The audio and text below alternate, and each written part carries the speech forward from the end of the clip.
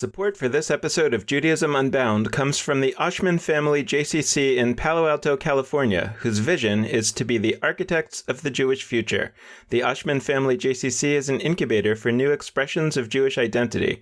It creates innovative Jewish learning, celebrations, and arts programs that inspire personal connections to people and ideas from across the Jewish world. Learn more at www.paloaltojcc.org. This is Judaism Unbound, episode 106, Cohere. Welcome back, everyone. I'm Dan Liebenson. And I'm Lex Rofberg. And we're continuing our exploration of new ways to connect with Judaism in a deep, spiritual, meaningful way, but not necessarily in a traditional way, or certainly not in a traditional institutional way. Our guest today is Ari Moffic. She is the founder of an organization called Cohere. She was ordained in 2007 by the Hebrew Union College. That's the rabbinical training seminary for Reform rabbis. And she also has a master's degree in education from Baltimore Hebrew University. Before founding Cohere, she was the director of Interfaith Family in Chicago, and she's devoted her career to supporting interfaith couples and families who are exploring Jewish life. We'll talk a lot with Ari about what Cohere is exactly, but I'd love to give you a little bit of a preview from their website. The website describes Cohere as follows. Cohere is for people who want to think about the Jewish parts of their life more one-on-one. Cohere is for families raising children in a dual-faith home.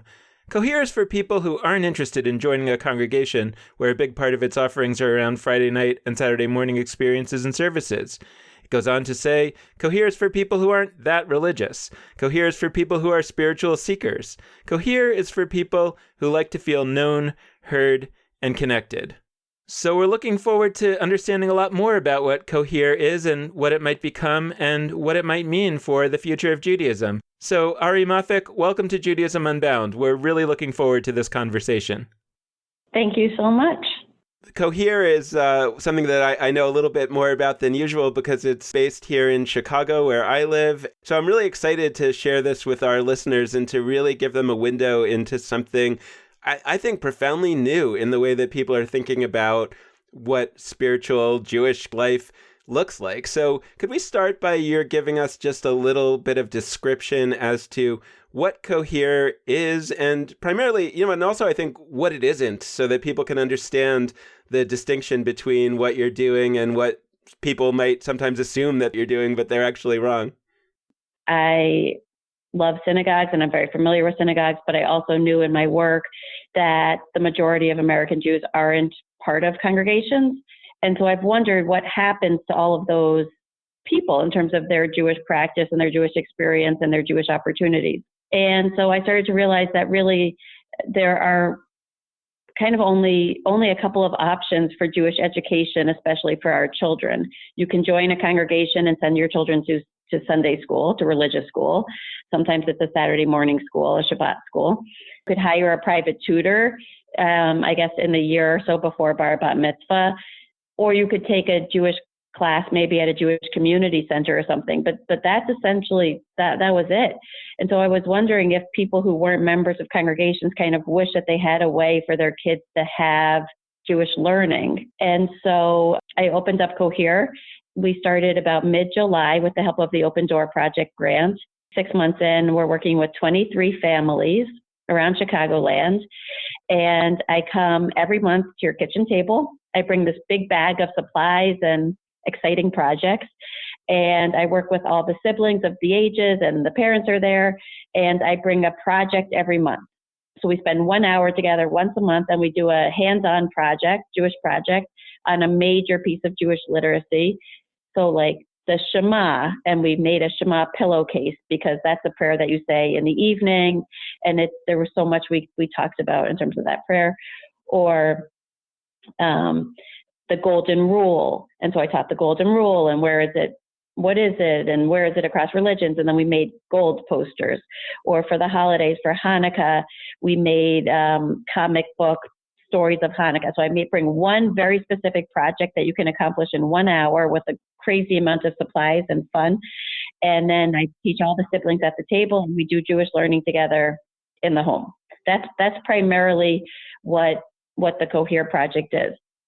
I think that a lot of folks who are involved in Jewish institutions like synagogues that are kind of membership institutions that are built around a particular location, there's a kind of assumption that people who aren't joining aren't interested in what we offer, aren't interested in Judaism. And in a way, what you're doing is challenging that implication and saying, no, actually, people are interested in Judaism. There's just a barrier to their addressing that interest through membership in a synagogue or through some other kind of Jewish institutional membership. And I guess I'd love to hear you go into that more deeply based on what you're discovering. Like, what are the barriers? Why is it that people are interested in Judaism, but they're not joining the already existent institutions? Some of the families had joined congregations and it didn't work out and they left. And then it was a couple of years and they were kind of wondering what they could do next. And then kind of Cohere came along, and then most of the families had never joined a congregation. It wasn't an option for them for a variety of reasons. One is the cost. Families have reported that they felt that synagogue participation was too expensive. A second reason is that people felt that they weren't that religiously inclined, or they weren't going to be inclined to go to communal worship services, and that congregations tend to be based around coming for Shabbat services and Sunday school. And they were going to use maybe the Sunday school, but they weren't going to use the worship pieces. And so it was kind of a latent stress that you're not going to what you're supposed to be going to, and you're paying for something you're not using. And that didn't feel very good to a lot of people. Synagogues are too much of a time commitment. They need something much more flexible. So those are all the reasons that people were interested in a different option. Could you tell us a little bit about how you arrived at this approach? I know that you spent a number of years working at Interfaith Family, and we haven't really explored what that is. So if you could give us a bit of a sense of what that work was all about, and if it did, how that work led to your creation of Cohere. Sure. Interfaith Family is a national nonprofit organization based outside of Boston. And there are 8 offices around the country run by rabbis. And the whole purpose of Interfaith Family, which has an amazing website with lots and lots of resources and blogs and helpful links and videos and everything. If you've not been to the Interfaith Family website, it's a wonderful thing to check out. The whole purpose of Interfaith Family is to support interfaith couples and families who are interested in exploring Jewish life. And so I spent 6 years as the director of Interfaith Family Chicago, sitting with couples primarily around getting married. And they were interfaith couples who were looking for a rabbi for their wedding. And in the course of sitting with these couples week in and week out for 6 years, I heard a lot about the Jewish partner and how they either grew up in a congregation and maybe left at 13, or never grew up in a congregation and now they're 30, and they just felt that they didn't know very much about Judaism and they couldn't really answer any questions about Judaism to their partner who was Christian primarily, and those kinds of conversations. And then people who would start to have kids and wonder what they were going to do. I definitely thought about what affiliation meant and where would these couples and families be able to go to continue their Jewish experiences, and just feeling like there was a really big need to fill in Jewish literacy for people. And it's a bad feeling to feel like you just don't know very much about Judaism or you forgot some stuff, and being able to help families fill that in. I'd love to hear a little more about one piece of Cohere that you mentioned, which feels interesting to me. And because you could have created this model and said, I'm going to set up, some office somewhere, and the same families are going to, they might still come just as one family, but they're going to come to that office and they'll see you there. But you chose to do it in people's homes. And I'm curious what was behind that decision and what the benefits are of being in a home kind of space, and also if there's any challenges associated with it as well.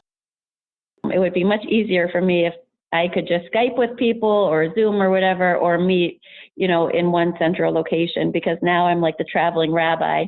I drive all over Chicagoland, but and there are some families who don't want a rabbi in their kitchen, amazingly. They think that's just kind of weird or something. And so And it doesn't work for everyone to come to your home. Like some kids learn better in a different environment. I'm working with one family and I meet in a library because it's just easier for the kids to focus not in the home, and that works out really well. And one family, we just meet in bakeries, which is really fun. We just pick a different bakery each month, and the kids, we sample different kinds of sweets and do our Jewish learning. So, but primarily I'm meeting in homes, and that has been really great because it's just natural and organic and it's comfortable, and I really get the vibe of the family, and kids can just naturally explore Judaism just in their own space, and they run up to their room and they grab something, or something made them remember that they did a project when they were little, and they get it. And for a lot of people, when they go into synagogue and religious school, they feel like they just did their Jewish thing for 2 hours and now they go back to their regular life, which is so different from that. And there's this big disconnect. And I don't want that. I'm trying to just say that the way we live our lives is just Jewish. We have a Jewish lens by which we understand the world. And to have kids feel that that's just part of their experiences around their kitchen table. I was thinking about some years ago, I think maybe it started with weddings, primarily interfaith weddings, because there was a sense that that was absolutely not available through synagogues for the most part, and there was more and more demand for it. And then you started to have rabbis who were willing to perform interfaith marriages, and then that kind of, and then now we start to see that there are rabbis out there who will help you put together a bar bat mitzvah or a bar mitzvah without being a member of a synagogue. And now, in a sense, you're taking that one more step further and saying, now we can create education for you without having to be a member of a synagogue. And I guess I'm just curious how you see that whole landscape, and is that, and also how you talk with other rabbis, how you talk with folks who are concerned that in some way allowing those things to be available in a kind of a la carte manner somehow threatens the business model that synagogues are able to survive with. And at the same time, of course, I think as Americans, we generally don't like the idea of restricting availability as a way to kind of channel people into where we want to channel them. So I'm just curious, like, how you see what you're doing sort of fitting into that whole landscape and those questions. A lot of people maybe think that what I'm doing is going to hurt synagogues or somehow against synagogues. And I love congregational life, actually. I love being involved in Congregation Solel in Highland Park, where my husband's the rabbi. That's where so many of our friends are, and I just feel so comfortable and at home. Synagogues work so well for many, many people. And there are lots of people who don't want what synagogues have to offer for a whole variety of reasons, and it's just not going to work. I'm trying to help those people. I hope I'm increasing the pie of the people who have access to Judaism. You could say we had a pie, we never had a piece of blueberries, and now we got a piece of blueberry. We have someone who kind of had wished that their kids could have some Jewish learning. They never knew really how, and now they do. The other thing is that some families are now starting to think, oh, maybe I do want a little more. Okay, Ari comes once a month. Maybe I do kind of wish that we had people that we knew and could go to services sometimes. Or maybe I kind of do wish that I could join a social justice committee and volunteer with other adults. So sometimes once you participate in one Jewish program that you really like, you start to think, maybe I do want more different things. We're going to have lots and lots of different options and models and programs and opportunities to meet all the needs of our community of people who want to learn about Judaism. I'm like getting all Jewy and rabbi-y and texty for a second, because one of the most powerful, for some reason, when I was growing up and I would go to high holiday services, I didn't connect to that much of it, to be brutally honest. But one thing that always spoke to me was this whole idea of Abraham saying, "Here I am." And this, I mean, in Hebrew, it's hineni, and that here that you mentioned of Cohere. It had never occurred to me that here that's part of your name is more than just the second half of the word Cohere. So now I'm whirling around with that. And it feels to me that the statement you're making by saying, I'm going to go to you, I'm like, this matters enough that I'm going to show up on your turf, for lack of a better term, on your terms. Like it's a bigger statement than it might seem at first glance. And so I want to applaud you for that, A, because of all the travel it means you have to do all the time, and B, because I think that it's gutsy in a way. Like, it means that you don't always know, like, you don't have that one room that you know all the things where you can set up the bulletin boards and do all the, like, you have to be flexible. And so I guess I'm curious, given that it is challenging to do that. I know I asked a question earlier about the house, but I'm like really into it. Like, given that it is challenging to take all these extra steps, to go into different settings, to go to bakeries. I love that. Like, you're in a bakery and like literally sweetness is associated with Judaism. That's cool. What makes you feel so deeply that is a really important thing to be doing, to say, here I am? You were able to articulate something that's in my heart, but I don't think I've ever been able to say. I think that is something that's really important about this. There's a problem because the business model for this actually is very tricky, because I need funding to make this possible, to be able to pay, so that I can have a salary to be able to do this work. And a lot of people say, well, just charge more money per session. People are willing to pay whatever for your SAT teacher or whatever, just charge more. I'm trying to love and support people as much as I possibly can who have an opening for Judaism, because I feel it's such a gift that they could give themselves and their children. I'm trying to go over and beyond to come to you and to get to know you and to make this work for you, because we can be co-partners in living Judaism and passing it on. I felt strongly about giving organizations English names, because for me, it's an indicator that the primary goal of our name is for the people that we serve to understand who we are. So to my mind, to give an organization an English name is the right thing. And Lex has also made a really, great and funny and important point that a lot of the Hebrew named Jewish organizations tend to actually be a very boring word that is not that not that descriptive, not that exciting, but by making it Hebrew, it gives it a little bit of extra flavor. And that's only true for those who know the Hebrew, so it's a double problem, because A, it's not understood by the people that it's trying to serve in most cases. Sometimes it is. And it's not actually a name that really captures what's happening in a deep and exciting way. Yours is so the opposite of the ones that we critique, right? I mean, that yours is both English and so rich in terms of all the possibilities. And by the way, I think we've discovered this with our own name, that you give it a certain name for a certain reason, and then it turns out that over time you discover more and more resonances and more ways in which you start to learn who you are from your own name in a way that you never even realized.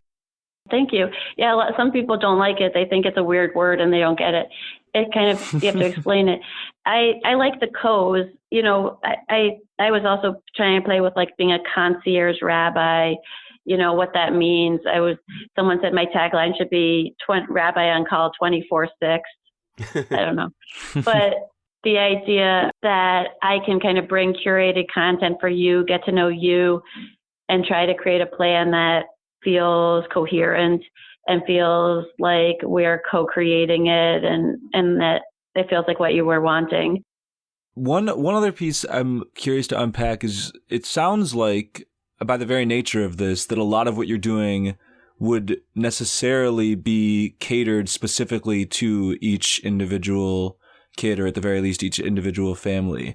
And that's something that, once again, like Dan said about a different issue, like not for nefarious reasons, but that's something that synagogues can't do if you've got 12, 15 kids in a class. Like, you can build in certain kinds of individualized attention, but it's harder to pull that off in a consistent kind of way. And so I guess I'm curious to hear, like, nitty gritty wise, what does it look like for you to go from, okay, here is X new family that is participating in Cohere, and what's the process from like that moment to like, here's what we are actually doing in that 1 hour that we spend together? educators know that when you get in, you spend a session with the kids, you get their vibe right away, and you'll try to figure out what will work and what won't work. Are they going to love the art stuff? Are they going to be silly? Is it going to be hard for me to get them to say a word? And their parents are there. We're all doing this thing together. I mean, sometimes the parents are doing the dishes or getting a cup of coffee or whatever, but we're all in the room. It's pretty casual and comfortable, and there's no pressure, and there's no expectation other than we're just going to engage together for an hour and ask some questions and learn some stuff.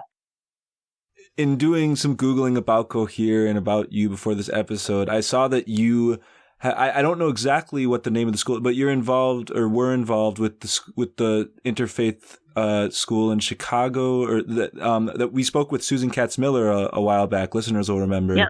About some of these different awesome programs around the country in DC and in Chicago. And there's a couple others in New York that are having interfaith experiences as their religious school. So there's both Jewish teachers and Christian teachers, and they're engaging with multiple kinds of subject matter from multiple traditions. It would feel funny for us not to ask about how or if the work you've done in conjunction with, either Interfaith Family or that Interfaith school has related to the work that you're doing here. It sounds like it might.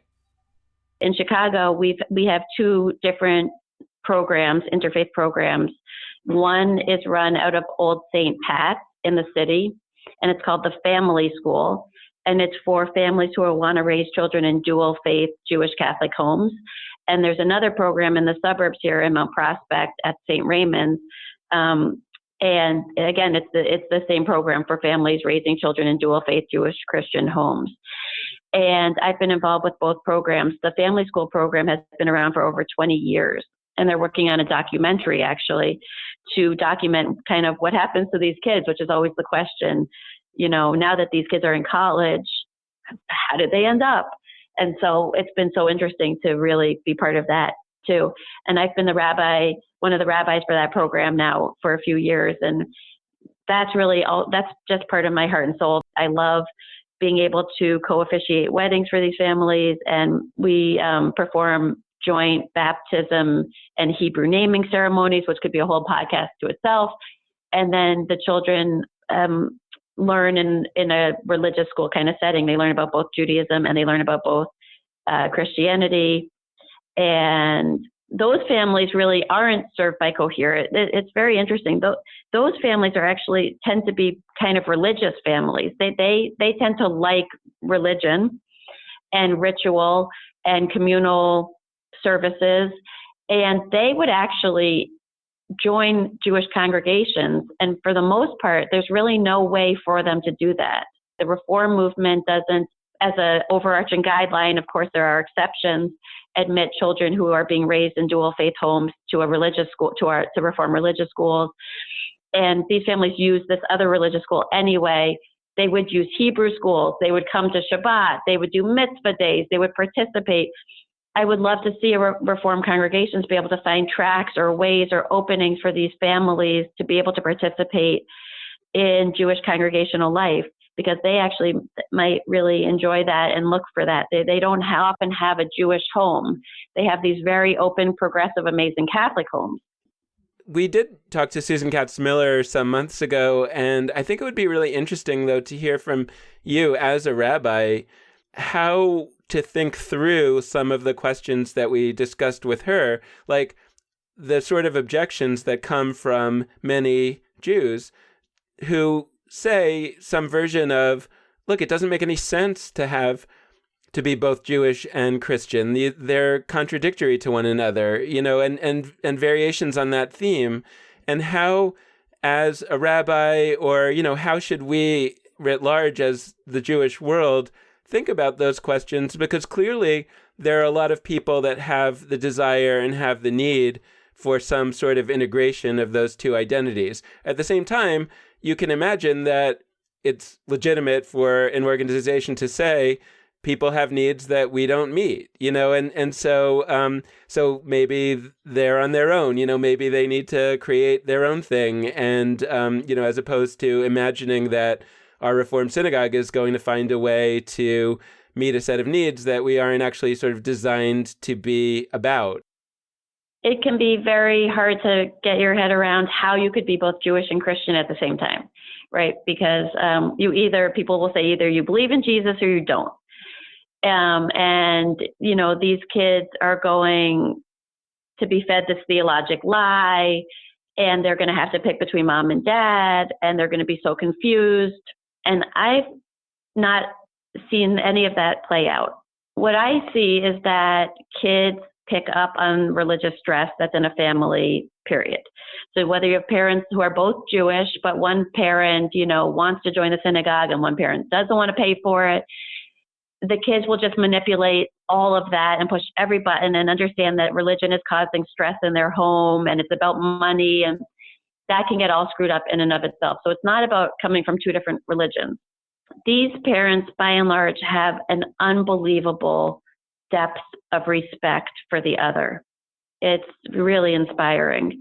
And they have an openness for the other, and they're not judgmental about what the other believes.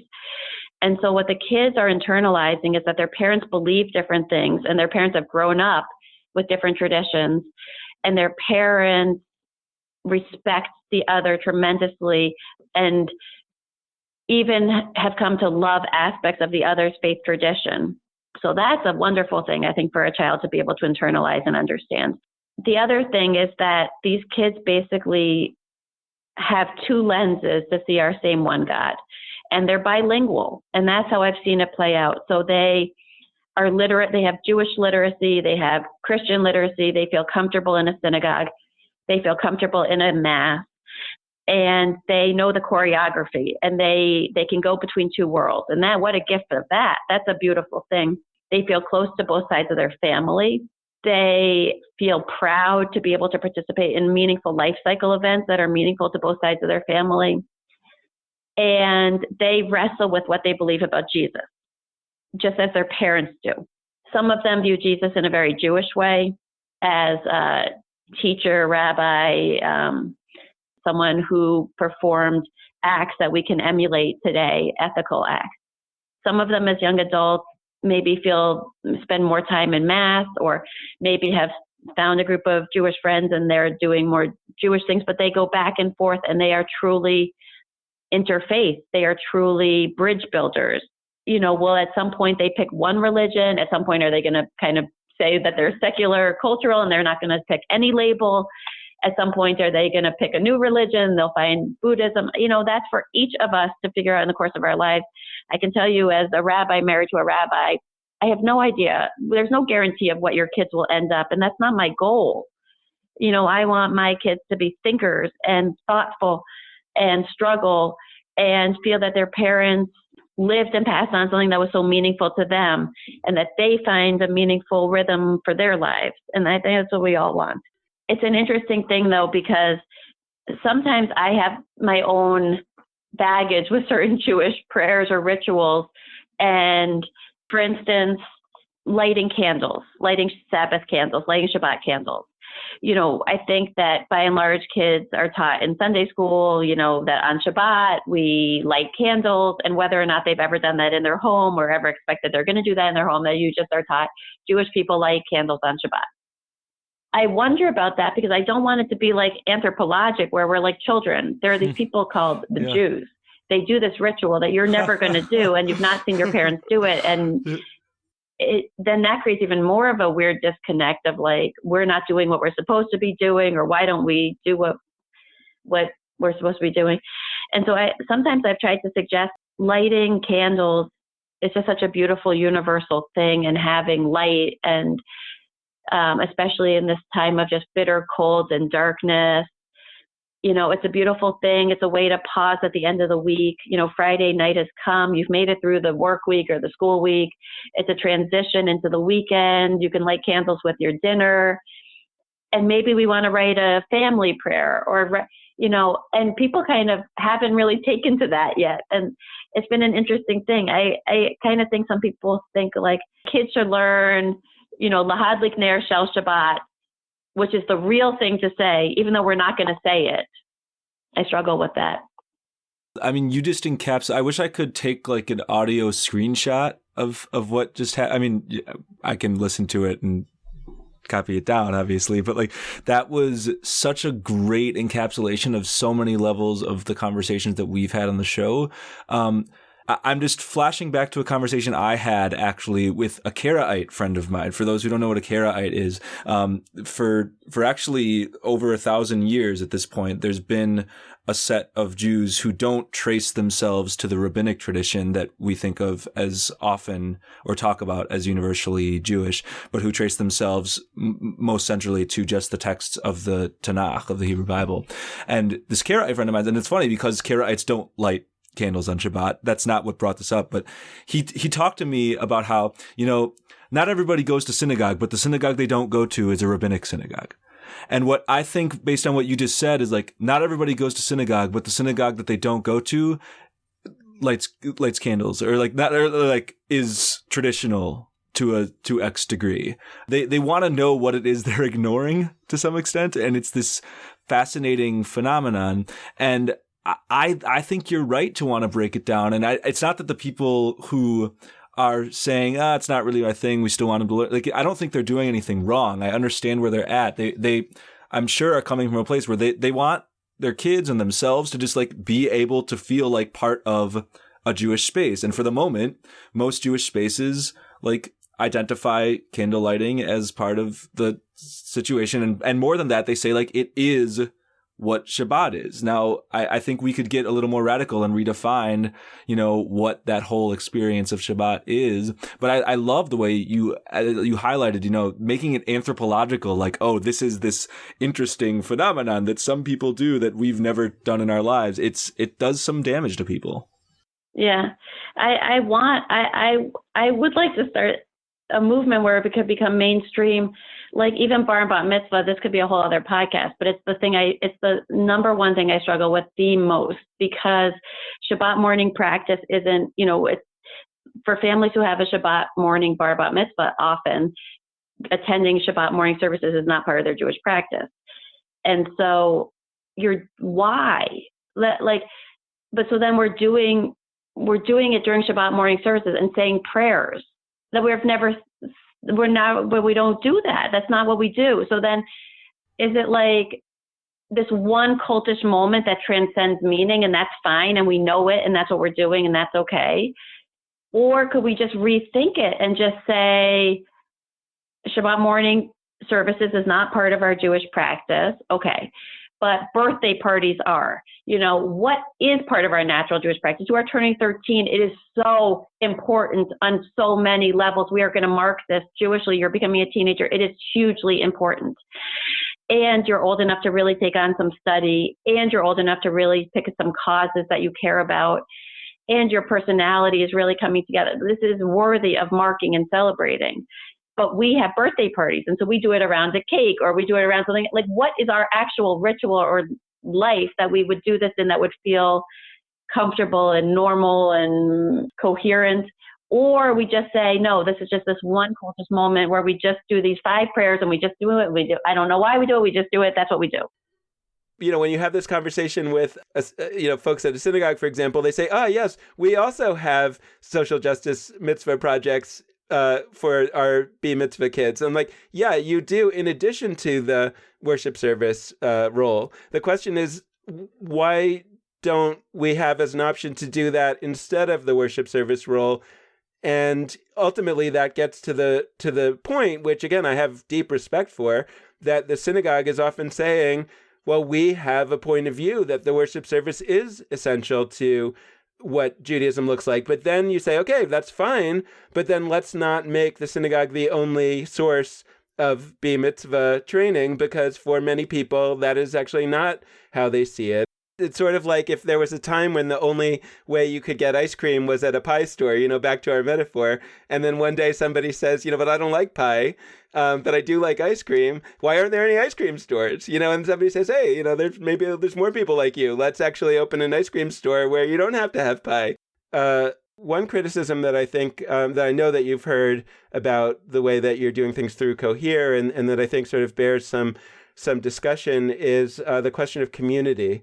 that there's a concern that there's a sense that one of the amazing important things about Judaism is being part of a community. And one of the great strengths of synagogues for many people is that it gives them a chance to be part of a community. And the concern would be that even if you're doing an incredibly rich form of Judaism that's taking place in people's homes, it's not able to address that need for community and that special Jewish expertise at community. One thing I just wanted to say about what you were talking about before is that when it comes to thinking about what we do Jewishly, it can be a very hard conversation because you can think about all the things you don't do. And it can be very hard to figure out what you actually do that's Jewish and not maybe universal. Like, it's a good thing to be a good person and clean up a park and, visit a senior center, but is that Jewish? And what's Jewish about that? And does it matter if it's particularly Jewish? And that's a different conversation. But what I'm trying to say with Cohere is that our Jewish study is the core part of our Jewish practice. So our Jewish experience as a family and our Jewish practice as our family is primarily rooted in this monthly Jewish study. That's a huge part of our Jewish practice. And I wish that congregation said to Sunday school families, your participation in this Jewish educational program is your Jewish practice. What a beautiful expression of your Judaism is learning, weekly Jewish learning in many cases. So that's one thing, is to just be able to articulate that and own that. The community piece is something I'm really obsessed with. And I tried to do an Eli talk really on this topic. Basically, congregational rabbis will sometimes say that I'm offering a private bar mitzvah, which means that it's non-congregational and it's not communal. And that's bad. It's hurting the Jewish people. And people might say, oh, it's sad to have a quote unquote private bar mitzvah. And I think the reason that we think so much about community in Judaism is because Judaism is a communal religion. We are a people religion. We are a religion that's done with people. We pray in a group called a minyan. We visit the sick. We take care of the more. We are a people. We are a communal people. So I think congregations are always trying to create that sense of community, right? And people might even say, I'm looking for community. And I always do wonder what that means. What are they looking for? Do they want friends? Yes, I think people really do need help making friends today for a whole variety of reasons. Are people looking for people who will show up when they've had a loss? Are people looking, it's like the Cheers, where everyone knows your name. Are people looking for a place where you just feel in? Everyone knows you. You're part of it. You know where to hang your coat. You know where the books are. And I really do struggle with what community means anymore. And I think it's just become this word that means almost nothing because it's just overused and we throw it around. And I think people are hard pressed to exactly define it. Is your school a community? Is your neighborhood a community? Are your closest friends your community? How can a congregation be an actual community? And a major part of Cohere is that I am not trying to create a new community.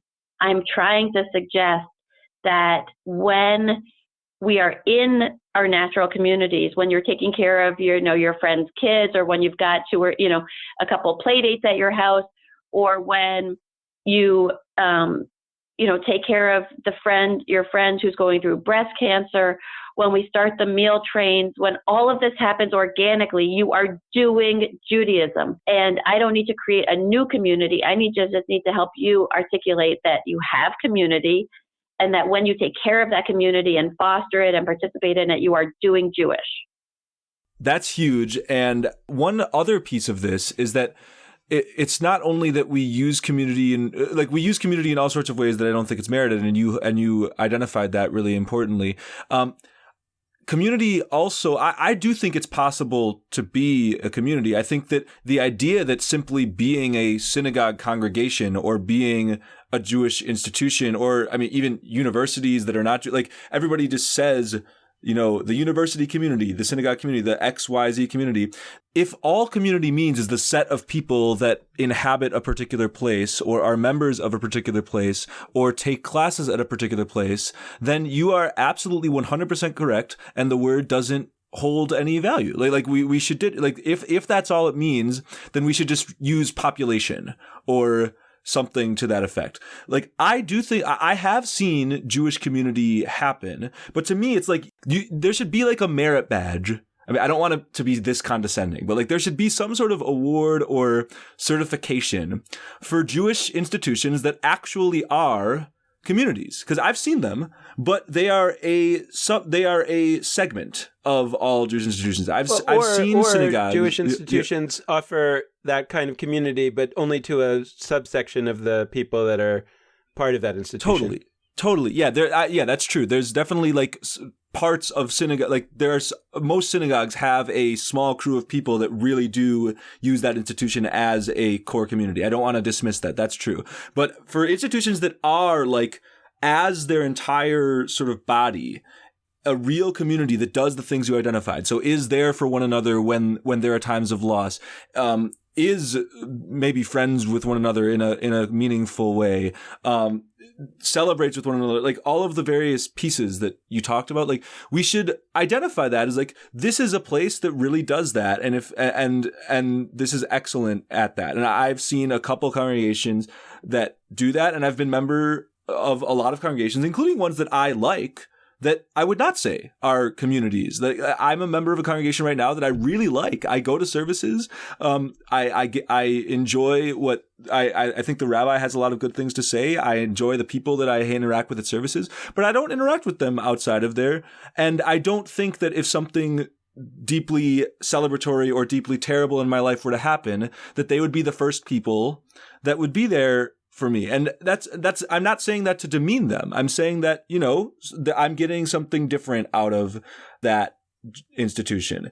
And so I really like this, like, community is something that we all need, I think. But the forms it can take and what it looks like and where it's found, and whether, by the way, a Jewish community means a community of Jews, which I would dismiss at this point. I mean, all those questions I hope our listeners would hold, and I'd love to just hear more of where you're at on that, because it was beautiful for me to soak in. Yeah, everything you just said. Even just the phrase Jewish community is a problem, because people who aren't Jewish then are they guests in the community? Or is it just implied that they're kind of Jewish?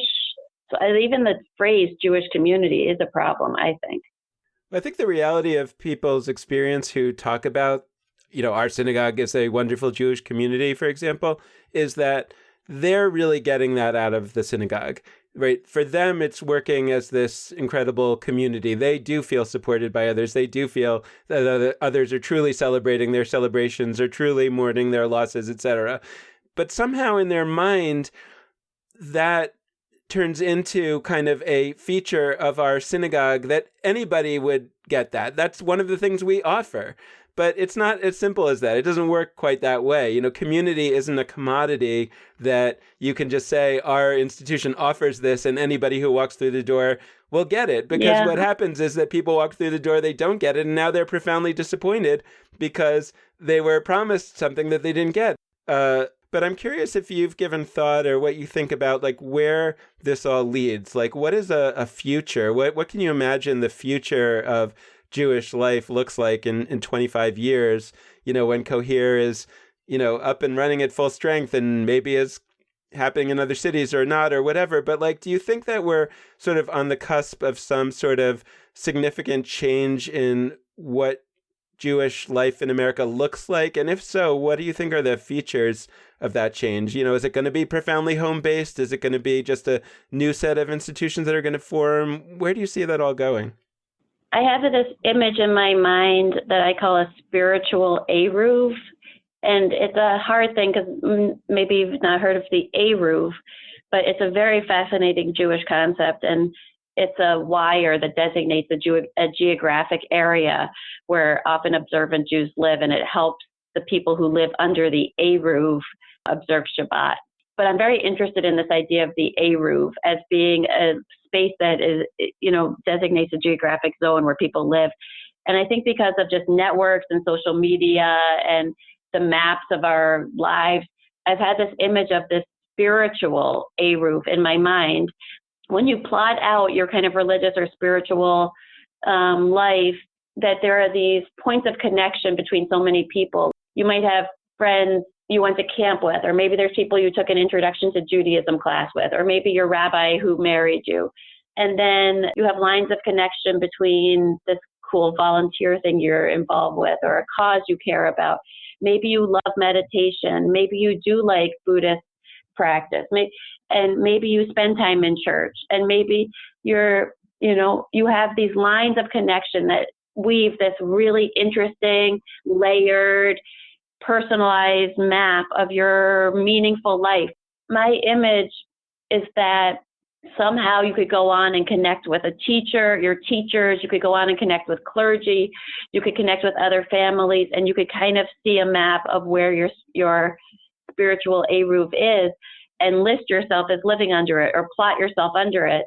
For the future of Cohere, I hope that I can bring in different specialists and different teachers, music, art, cooking, storytelling, anyone, all different specialists and teachers who could be part of our network, and families could meet them and participate with them. And maybe there could be even unions of these independent teachers in all different communities, and you could find people more easily who would add Jewish richness to your life. That's a great note for us to close on. Thank you so much for coming on today. It's been a great conversation. Thank you so much. And of course, thanks also to all of you out there listening. We're going to close out this episode as we always do by encouraging you to be in touch with us. And there are a few ways for you to do that. First, you can head to our Facebook page, Judaism Unbound. Second, you can always check out our website, JudaismUnbound.com. And last but not least, you can hit us up via email at dan@JudaismUnbound.com or lex@JudaismUnbound.com. The last plug we like to make is that you can always support us with a financial donation, either on a monthly recurring basis or just a one-time gift. And you can do either of those at JudaismUnbound.com/donate. So thanks so much for listening. And with that, this has been Judaism Unbound.